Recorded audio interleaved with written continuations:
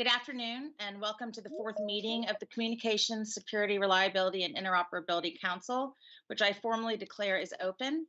I ask that everyone turn off their microphone and their video unless you are speaking. Today, we will hear from each of the CSRIC VIII working groups on their progress and plans in this, the final meeting before we start voting on reports. Those reports will be presented and voted on by the council starting at the September meeting. We have approximately 2 reports per meeting. Today, we will just hear updates and progress. We have a couple of substitute presenters, different from what's on the agenda. For Working Group 3, FCC Liaison Jeff Goldthorpe will be presenting on behalf of Michaela and John, the co-chairs. And in Working Group 5, Todd Gibson of T-Mobile will be presenting in lieu of Ritwik Jana, who has actually left his company and is Todd and Padma Sutsarsan of VMware are standing in as interim work chairs until we find out what Ritwik's status is. With that, I turn over the meeting to your co-chair, Nazrin Razai of Verizon. Thank you very much, Suzanne. Hi, everybody. Appreciate everybody being present here today. As Suzanne mentioned, starting September, we'll have some good work to be done in terms of review and discussion. I did a pre-read of a lot of the material that are going to be presented. Obviously, all of you have scoped out your work effort and looking forward to hearing everybody's presentation today. So with that, let's go ahead and get started with Group 1. Thanks, everyone.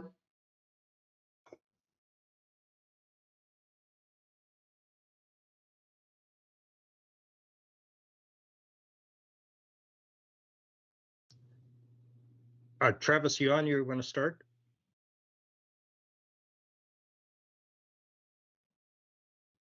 Sorry. You would think after all these years I would figure out that there's a mute button. So Travis Russell, I'm the co-chair along with Brian Daly of Working Group 1, Signaling Protocol Security. If we go to slide 2. Our task was to look at the HTTP2 protocol and specifically looking at security vulnerabilities associated with HTTP2. Also to confirm and identify if there were other vulnerabilities that come to fruition through our research, and then to provide some recommendations on how to remediate those risks associated with HTTP2 in a 5G context. And I'll come back to that in a bit. And to prevent them from carrying over to HTTP3. Next slide. So there were 4 vulnerabilities that were actually identified by the FCC. So we are addressing those. And we are looking, of course, at additional vulnerabilities beyond these. Next slide. Nothing has really changed in our membership, so we still have a good representation across industry. 5G is a little bit different than what we've looked at in the past. When we looked at SO7 and diameter protocols, for example, because 5G is more of an IT technology, if you will. And so it's good to have some folks here from the IT side of the world, as well as from the carrier side. Next slide. We also, of course, have some alternates that fill in for the members when they're not available. So I think there's 30 some odd in total within the working group. Next slide. Our schedules and our deliverables. The first report is due in September, and that will be a report on vulnerabilities in HTTP2. And the final report is due in June of 2023, where we will report on the best practices on how to mitigate those vulnerabilities. Next slide. Brian, did you want to cover that? You want me to go ahead?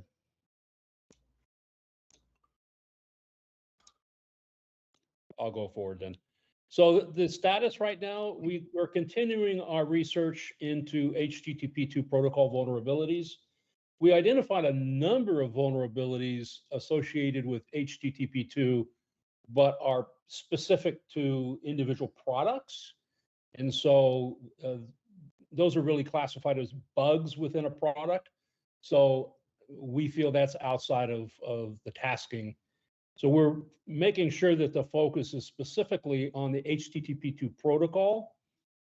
And in the context of a 5G network, there's a lot of things that you could do on a public open network that are automatically resolved when you go to a closed network as is 5G. And so we're also taking that into consideration.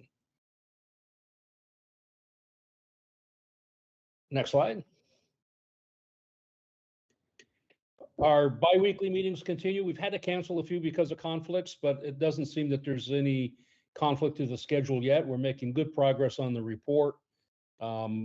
We will be making a lot of progress here in the next month as we go through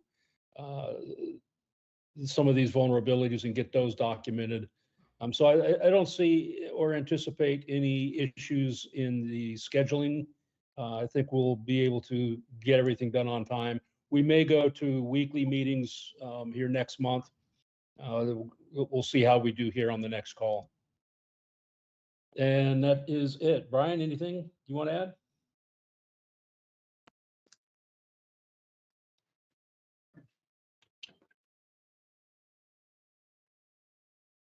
No? Okay. That is it for working group 1. Thank you. Yeah, thank you. Sorry, I was talking on mute there. Oh, sure. Working group 2, please. Mark and George. Yeah, hi, it's Mike Barnes, and my co-chair is George Woodward. We're working group 2, promoting security, reliability, and interoperability of ORAN equipment. And if you go to the next slide. So this is showing the original overview or background from the FCC on what we're doing. And essentially it's Open RAN, security is a key focus, as well as, and then specifically, the RAN radio access network. So next slide. And our specific objectives are to identify the challenges facing ORAN for security and interop and so on. And how do we deploy and secure the Open RAN? And what should we recommend to the FCC and others in terms of securing the Open RAN? So next slide. Here's our working group members. The only change is Tim May added in recently. So on the bottom right, so that's a new member. Otherwise, no changes here. Next slide. And this is our alternate, so no updates on this slide. Next slide, thank you. So our first draft, we've pulled together, basically we divided up our program into approximately 4 areas of focus, and we had separate teams or subgroups working on the different pieces of that. We brought those together. We're still getting one of the 4 teams absolute final first draft, if you will, but we're well along the way with our paper, and it's going well. We're making good progress. We are going to beginning now the consolidated document review. In beginning of September, we want to do the final review, have the final paper ready. We'll start weekly meetings. We're on every other week meetings right now. But around mid-September, we'll have a major focus on getting it done by mid-November. Our paper's due in December, but we know with the holidays we'll need, we don't want to cram that at the end. So, but we're making good progress. Next slide. And so our next steps is review the first draft. And then we're actually planning a face-to-face meeting for Working Group 2 on July 20th. And then we're going to meet with Working Group 3 to cover some common areas between our 2 working groups in DC. So we'll be there for, about a day and a half with our 2 working groups meeting together on the 21st. And George, do you have any comments, any additional things to bring up? Oh, we can't hear you. Okay. There we go. Yeah, no, there was just, thanks. There was just one sort of anecdotal for our face-to-face meeting for Working Group 2. We've had what seems to be an overwhelming turnout. Yeah, we Uh, did. Right now, we're up to 21 people in DC. Now, a few of them are there, and then so I believe Working Group 3 is anticipating somewhere around a dozen. So it's a really good thing, but it's turned into a little bit of a logistical challenge. So that's very anecdotal, and so back to you, Mike, to close it. Yep. So thank you. Any questions?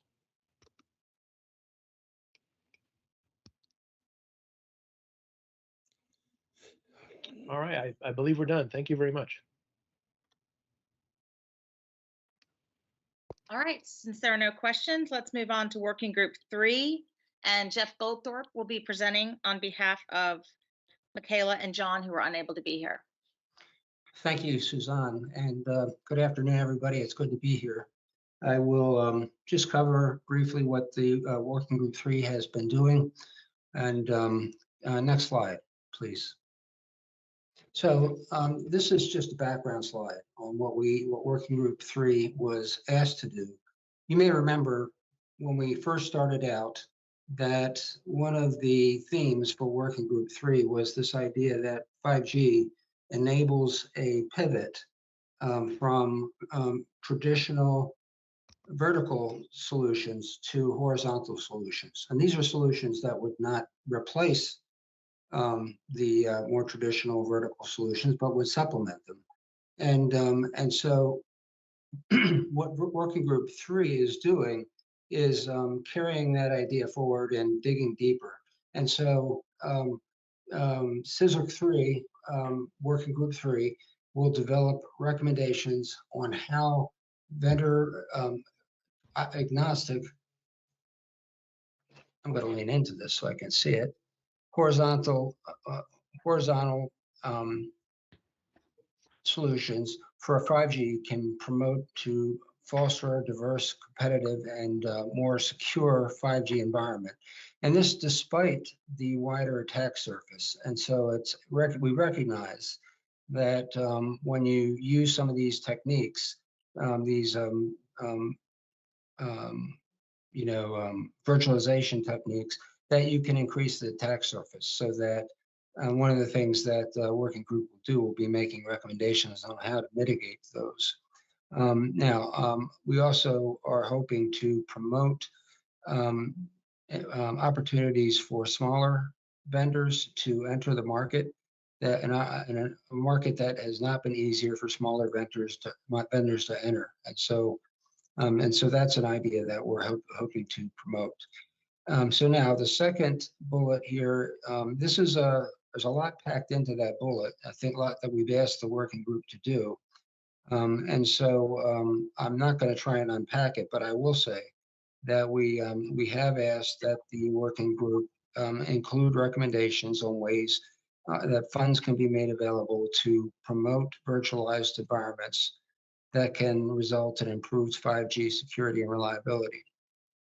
We've asked that they create recommendations to promote and overcome obstacles to the availability of virtualized central units, virtualized central units, and distributed units, and increase vendor diversity, And maybe more important and most important, we've asked them to develop best practices for reliability and interoperability that can be used by small businesses. So now let's go to the next slide, please. So now the objectives for the Working Group, and this is sort of almost an overview, like a high-level schedule of what they're doing, what the Working Group is doing. They've been looking at lessons learned from virtualization, and in particular, gathering input from researchers and technologists using briefings. We'll talk about that a little bit more later.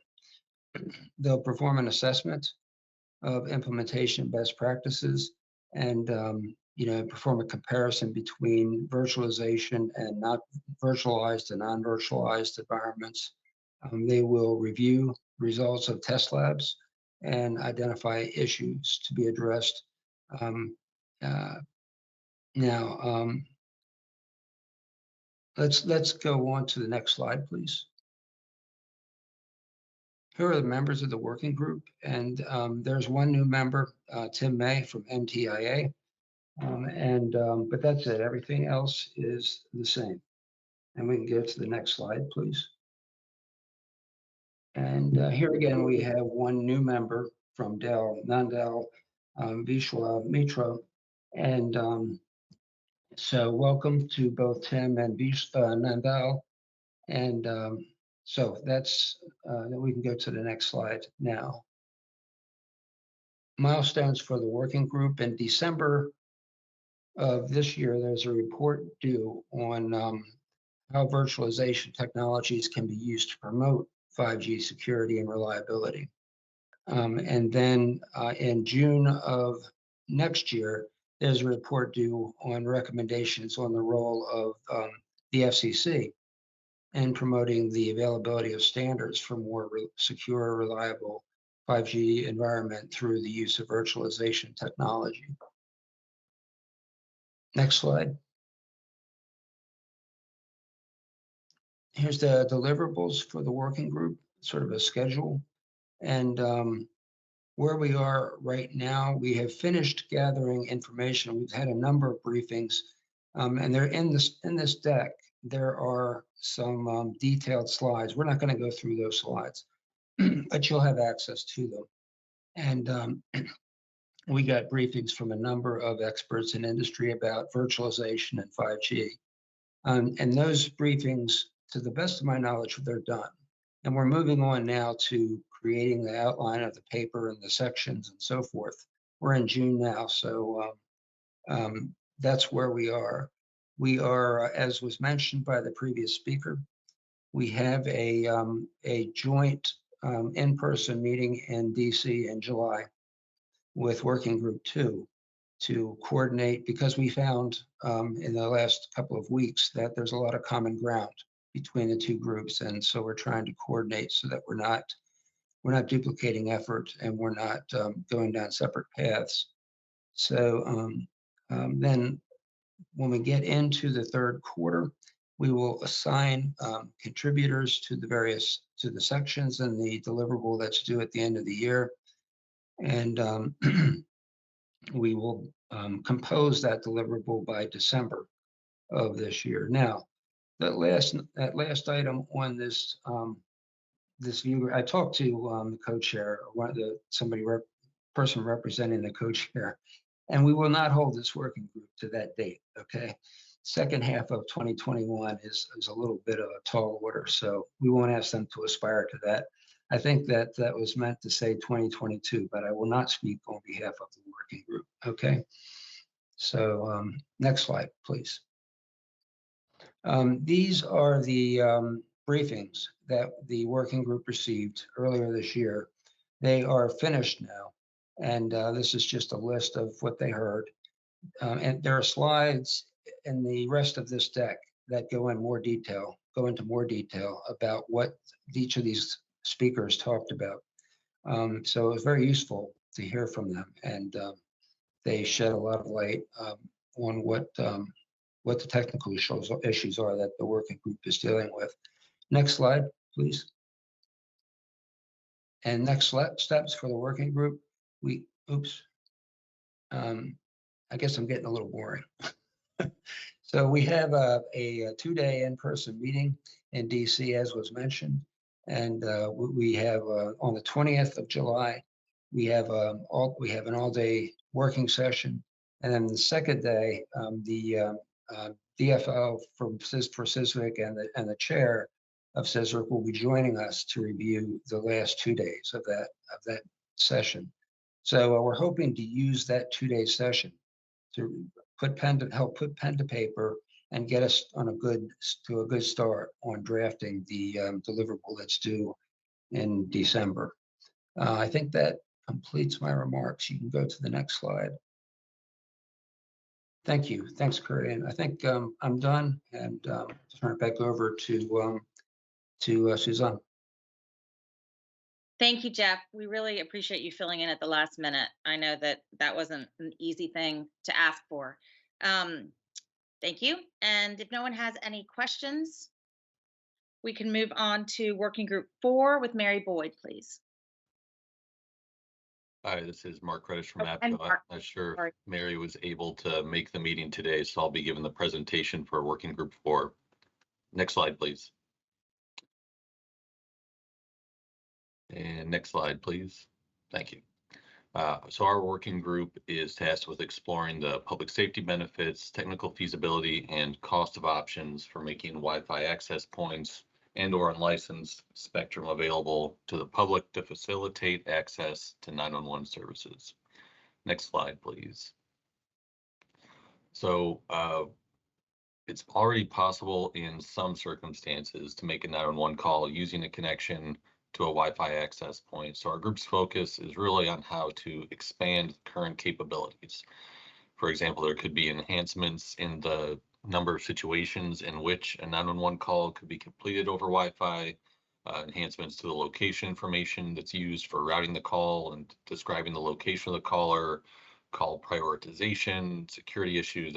There are certainly many different issues that our group has thought about going into detail on, and I'll get into that a little bit more later, how we're prioritizing this. Next slide, please.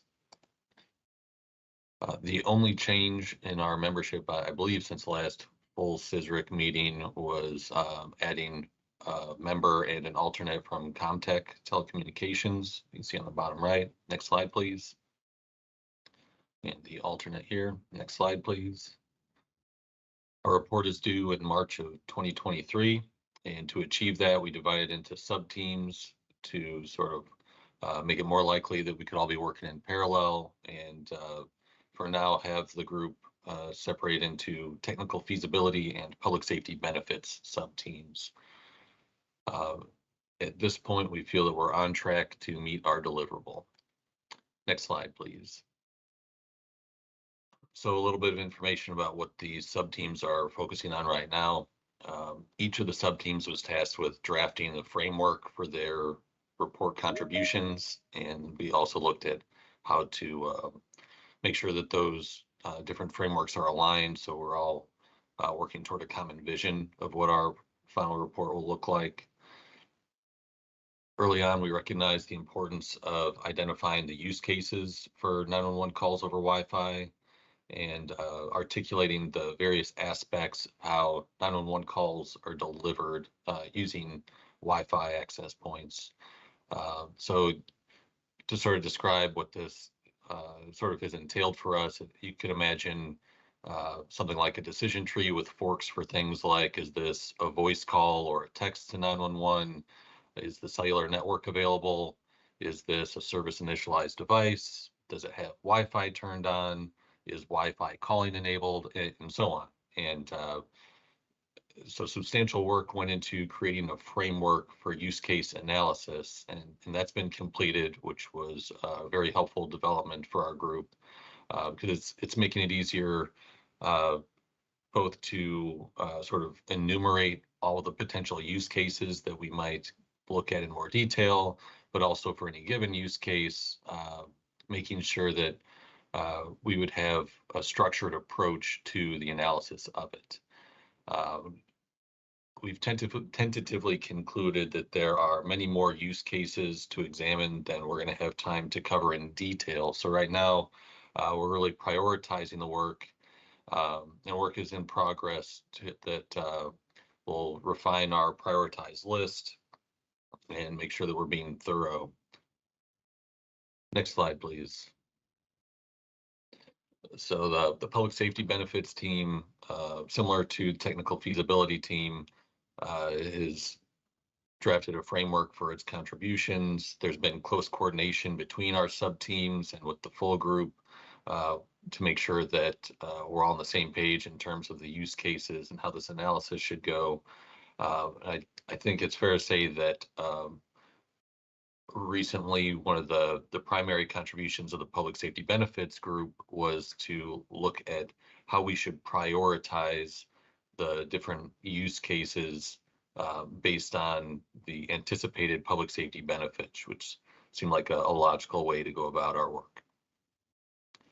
And I should mention that the public safety benefits team has provided insight, not just into public safety benefits of use cases, but several members of this group have been making great contributions on more technical issues as well. Next slide, please.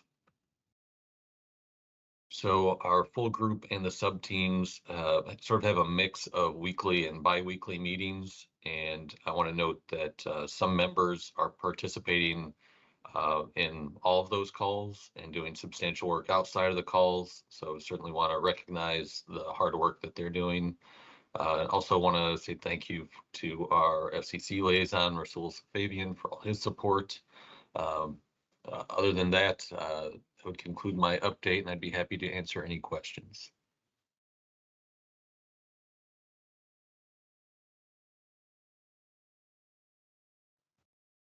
So it looks like there are no questions. Mark, thank you very much. I don't know why I thought Mary was presenting today.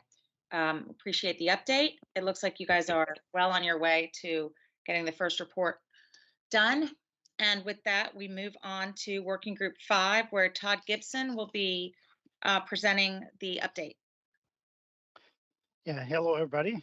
Todd Gibson, Team Mobile, interim co-chair with Padma Siddharthan from VMware. We took over from Whitwick about 6-8 weeks ago, and SASWAT has been a really great resource for both Padma and myself in that transition. So, yeah, if you could go next slide. So, you know, we're to look at the supply chain and software cloud services security vulnerabilities. And the FCC asked us to, again, as a reminder, to you know, from an operations, from attacks and the service provider software and cloud services stacks, and develop mitigation strategies for those vulnerabilities. And then also the FCC further directs us to recommend best practices to mitigate the risk for each of those vulnerabilities. And so, yeah, I think I'll talk a little bit more about those, but if you go next slide.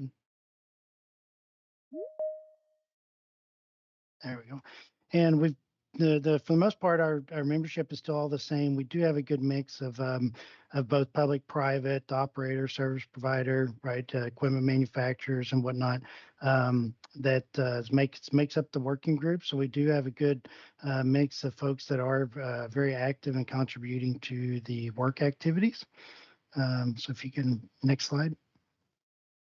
And then also we do have some very some active alternates that are also very active in engaging in the August or September report. So it's very good to see their level of participation as well. So next slide.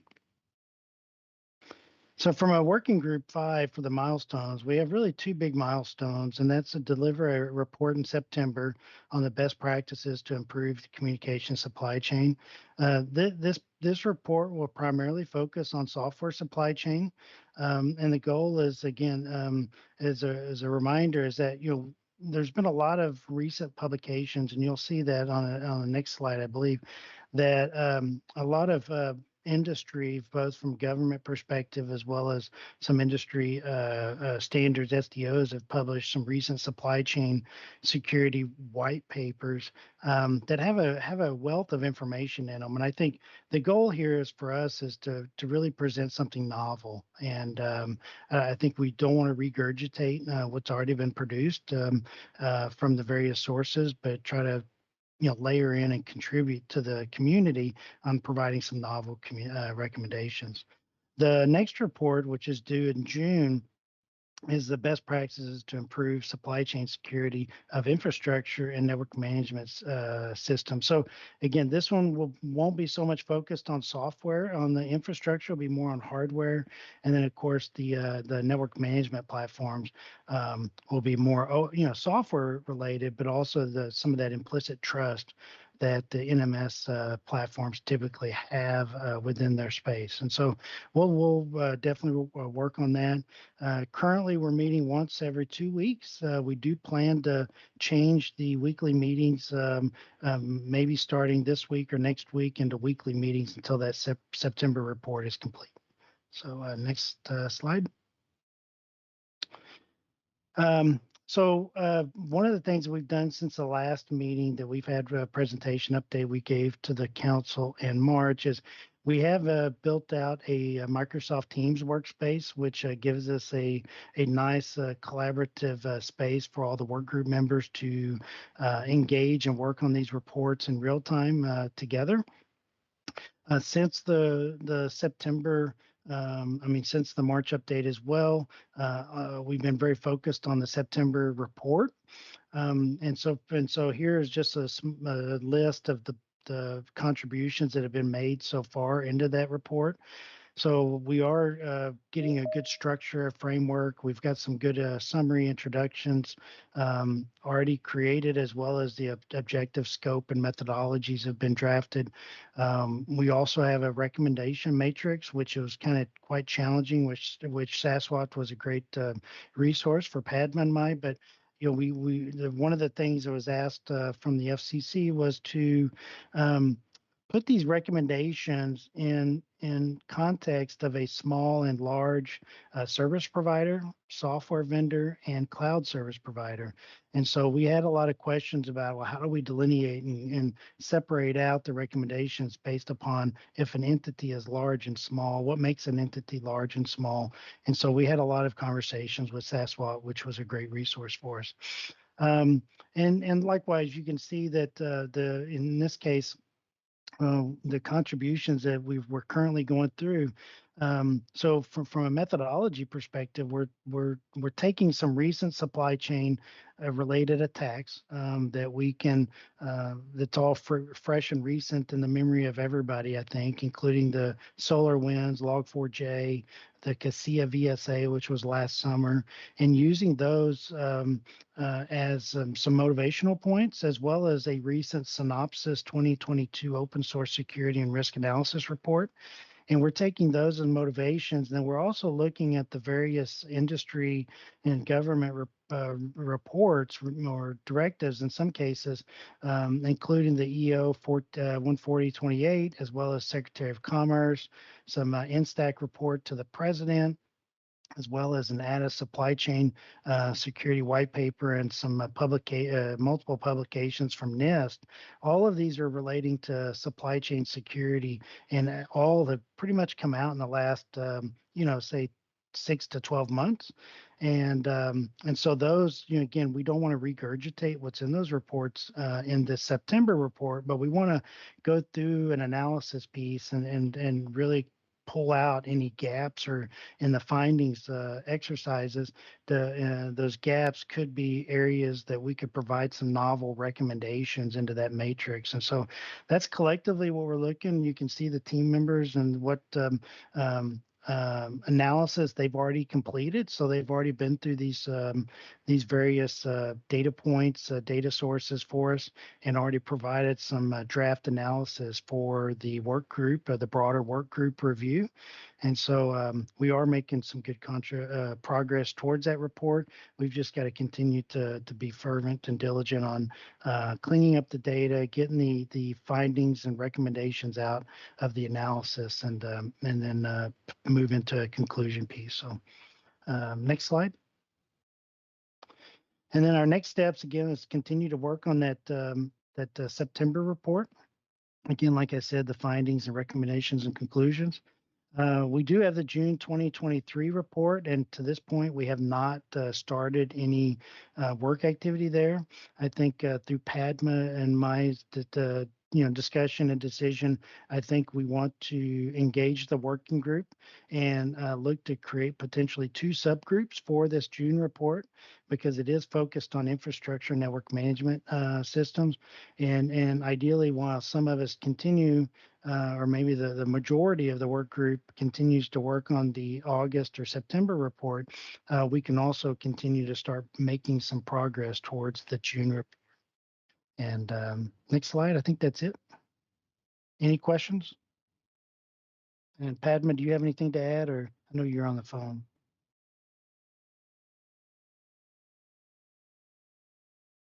Okay, any questions? All right, well, thank you. Appreciate it, everybody. Todd, thank you so much. We very much appreciate how you and Padma have stepped in during Ritwick's absence. And I know you're doing a great deal of work on these issues. And, certainly with your September date for the first report to be voted on by the council, it was a big job to take on, and we really appreciate it. No worries. Thank you. My pleasure. Thank you. Thank you. And next we'll hear from Working Group 6, Farouk and Francisco.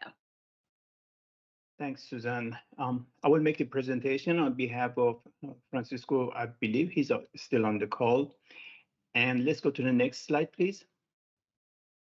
So in the way of background, you may recall that, US is leading the world on wireless emergency alert. I will use the term VIA for it. The US is leading on the development, deployment, and usage of VIA. And the aspects of the work that we are doing is that VIA is right now text-based, and it is used only with an application that's in the device.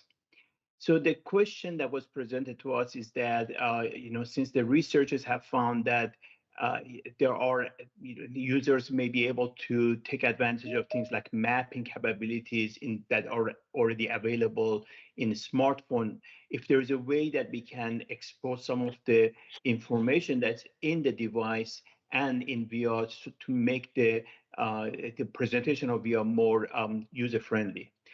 Also, with the device having a suite of accessibility features, can we take advantage of those to make the VR contents more available to those who may need the accessibility features? Next slide, please.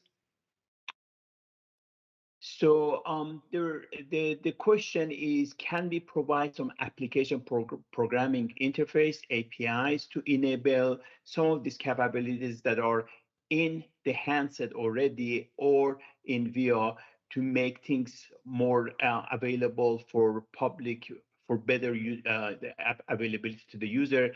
You see the figure here. For example, there could be a map shown with the device location as well as the alert area that may provide additional information to the user to decide on in what direction they may want to move if they need to get out of the alert area.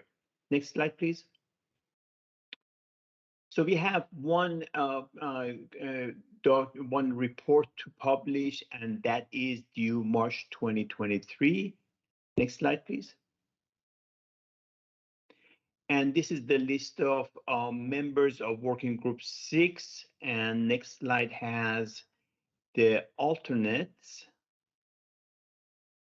Yes, and we have a new alternate team done of T-Mobile, and we really appreciate all the members and alternates.